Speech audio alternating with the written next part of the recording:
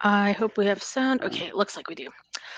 Welcome. It's Tax Tips Tuesday with me, Christine Walters from All Inclusive Accountant. It's Tuesday, almost said Wednesday, November 22nd.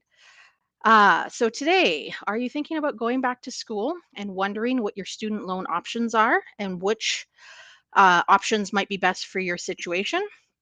And then also, how do you ever wonder how the different types of loans can affect your tax bill? Many of you probably didn't know that the type of student loan that you have and the interest that you pay on it can affect your taxes. So, first off, here's why I recommend using the government sponsored student loans as your first option if you qualify for them. So, generally speaking, student loans are offered through post secondary, the student loans that are offered through the post secondary institutions are backed by the government.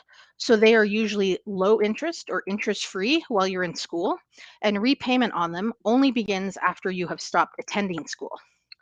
So, like I mentioned right near the beginning, many people don't even realize that with the government sponsored student loans, the interest, if any, that they pay on them once they are in repayment can be included on their tax return as a tax credit, thereby reducing the amount of taxes that they may owe for the year or the amount of the refund they get. It could jack up your refund by a few dollars.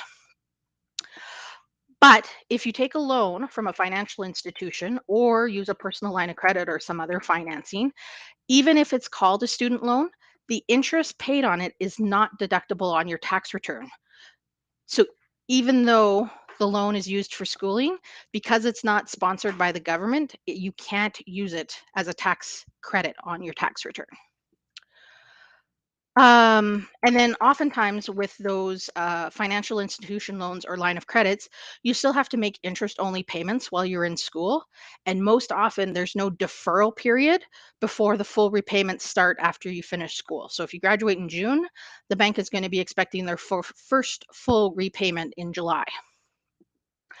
I personally recommend that you get your initial student loans from the government if you qualify for them to take advantage of that no interest or very low interest while you were in school, as well as the small deferral period after you finish your school before the repayment starts. So most student loans have like a 6-month grace period. Sometimes it might be more depending if you're in a certain kind of program or went to a certain school or certain type of school. So could be longer.